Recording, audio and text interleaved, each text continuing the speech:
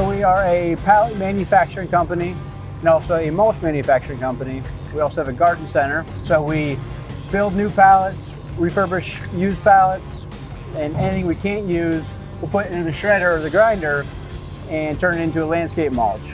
We'll regrind it, screen it, color it, and ship it to wholesale customers. So we learned about the shredders through the demo days, through site visits at Rotochopper, and through other customers and their marketing team is how we came to learn about these shredders. And when we implemented it, we were very happy with it.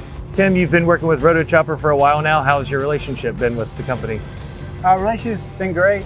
The service team's truly spectacular.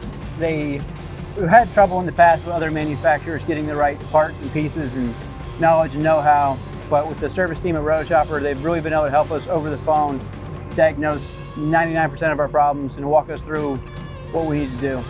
The whole goal with the shredder was a low maintenance machine. As our pallet company grew, we got into so many more waste pallets that we needed something that could run the 2 shifts to keep up with all the pallets that come out. We used to stack them up in a pile and then come with wheel loaders and grind it, but being able to have the forklifts loaded directly, it just takes one more touch out of the operation, makes it a lot easier and simpler to run. And it's not a high-speed machine, so it's a lot less dangerous, a lot less wear parts, and it keeps our operation a lot cleaner.